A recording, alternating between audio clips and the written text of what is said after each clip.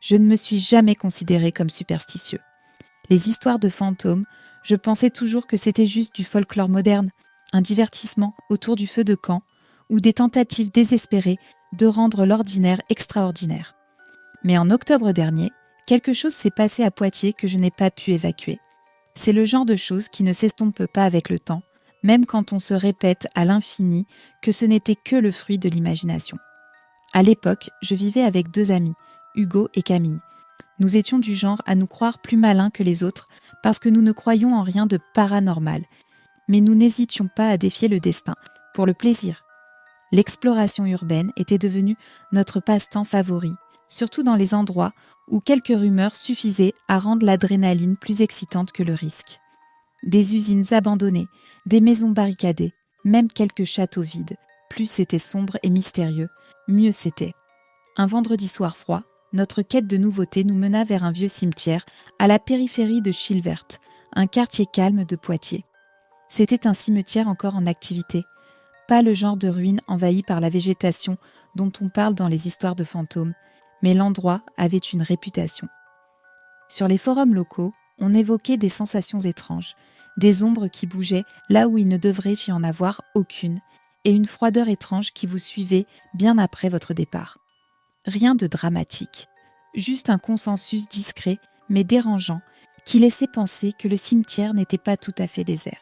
La curiosité finit par avoir raison de nous. La nuit était claire et les rues, presque désertes, à notre arrivée. Le cimetière semblait presque paisible de l'extérieur.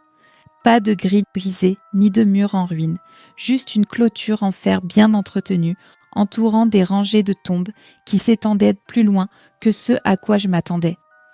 L'entrée était verrouillée, mais la grille était facile à escalader, un détail qui, avec le recul, aurait dû être notre premier avertissement. À l'intérieur, le cimetière ne ressemblait pas aux lieux hantés qu'on voit dans les films d'horreur. Les chemins étaient nets et bien entretenus, bordés de gravier et entourés de pelouses tondues. Les tombes familiales se succédaient, certaines avec des pierres tombales modernes et polies, d'autres plus anciennes, la pierre usée par le temps et les intempéries. Des fleurs fraîches reposaient sur nombre d'entre elles, soigneusement déposées, comme si des visiteurs étaient venus quelques heures auparavant. Pourtant, sous cette surface de soin et d'ordre, l'endroit semblait anormal. L'air avait une immobilité étrange, qui n'était pas celle du silence de la nuit, mais quelque chose de plus lourd, comme si la terre elle-même retenait son souffle. Le froid n'était pas mordant, mais constant, pénétrant ma peau d'une manière dont je n'arrivais pas à me débarrasser. Même les réverbères à l'extérieur de la grille semblaient plus faibles à mesure que nous avancions. Plus nous nous enfoncions, plus les pierres polies et les allées ordonnées commençaient à paraître déplacées. C'était le genre d'endroit qui aurait dû sembler sûr, paisible même, mais qui ne faisait qu'accentuer la tension grandissante, comme un prédateur caché à la vue de tous. Chaque pas résonnait plus fort qu'il ne le devrait. Chaque mouvement furtif dans les ombres, au bord de nos faisceaux de lampes, envoyait une vague de terreur involontaire, me frissonnait l'échine. Dans le coin arrière du cimetière, nous découvrîmes une section plus ancienne. Les pierres n'étaient pas en ruine, mais elles se dressaient à des angles bizarres, comme si la terre sous elles s'était lentement déplacée au fil des décennies. Les noms étaient plus difficiles à lire, certains couverts de mousse, d'autres partiellement effacés par le temps. Une rangée de tombes, familiales en élévation longeait le mur, leur visage de pierre froid et impassible. Une en particulier attira mon attention, la porte en fer légèrement entr'ouverte. L'espace dans la porte n'était pas large, juste assez pour voir l'obscurité qui s'y pressait comme une chose vivante. L'air autour semblait encore plus froid. Mon faisceau de lampe cligna quand je l'orientai à l'intérieur, le rayon coupant l'obscurité et se posant sur quelque chose qui me stoppa net. Des empreintes, nues, petites et récentes, imprimées dans la fine couche de poussière qui recouvrait le sol. Elles menaient vers l'arrière du crypte et puis s'arrêtaient net, comme si ce qui les avait laissées s'était évaporé dans l'air. La partie rationnelle de moi voulait chercher une explication, mais rien ne semblait logique. Il n'y avait ni boue, ni pluie cette nuit-là pour laisser de telles marques, et aucun signe de présence humaine dans le cimetière. L'air à l'intérieur du tombeau semblait lourd, épais de moiteur et de quelque chose de plus difficile à définir. Je reculai de l'entrée, et pour la première fois de la soirée, l'excitation me quitta complètement, remplacée par une froide sensation de vulnérabilité qui m'envahit. Les autres ressentèrent la même chose. L'accord tacite de partir fut immédiat. Le chemin de retour vers la grille sembla plus long que l'aller, chaque pas étant suivi de ce même silence oppressant. Je n'osais pas me retourner avant d'être dehors, sur la rue déserte. Même là, la sensation d'être observée persista tout le long du chemin du retour. Cette nuit-là, le sommeil fut léger et entrecoupé. Je me réveillai vers 3 heures du matin, en sueur, et ressentis une douleur aiguë qui pulsait dans ma cheville. Lorsque je regardai, une légère ecchymose pâle, en forme d'empreinte de main, serpentait autour de ma peau, les doigts écartés, comme si quelqu'un m'avait saisi fermement. Elle n'était pas là la veille. Je n'avais ni trébuché, ni chuté. Elle était simplement apparue. Au début, je gardais cette pensée pour moi, essayant de la rationaliser, mais le matin suivant, le poids de la coïncidence était devenu trop lourd. Camille se réveilla pâle et tremblante.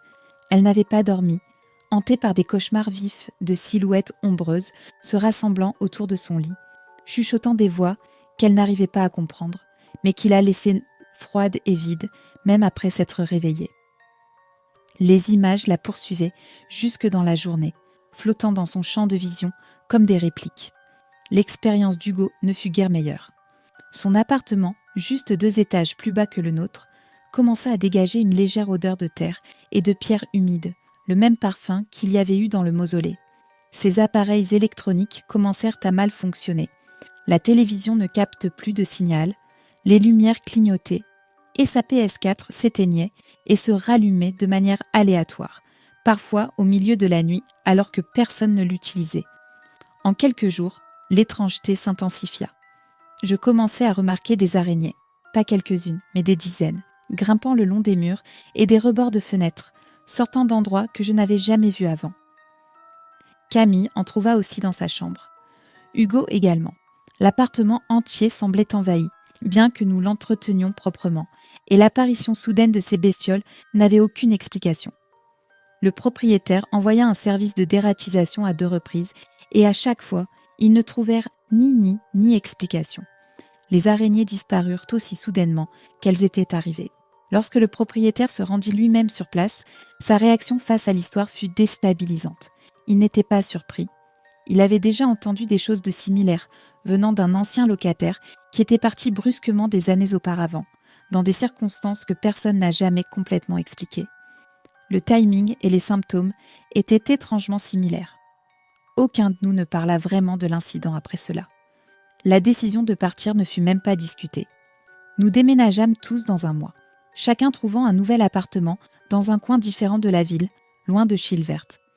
Dès que la dernière boîte fut emballée, l'atmosphère se leva comme un poids enlevé de la poitrine, mais les dégâts étaient déjà faits. Même maintenant, des mois plus tard, je me réveille au milieu de la nuit avec la même sensation que celle éprouvée ce soir-là au cimetière, celle d'un être qui se tient au pied du lit, observant. Aucun bruit, aucun mouvement, juste la certitude accablante d'être observé. Et toujours, quand je regarde l'heure, il est 3h07. Lorsque je traverse Chilvert aujourd'hui, même en plein jour, l'air change. Le froid revient, subtil mais indéniable, comme si le cimetière savait encore que j'étais là. Comme si je n'étais jamais vraiment partie, ou peut-être comme si j'avais laissé quelque chose derrière moi. Depuis, j'ai évité le cimetière. Quoi que ce fût cette nuit-là, que ce soit un jeu de l'esprit ou quelque chose de plus, cela a laissé une trace. Et parfois, je me demande encore si ce n'est qu'une question de temps, avant qu'il ne vienne réclamer ce qui lui est dû.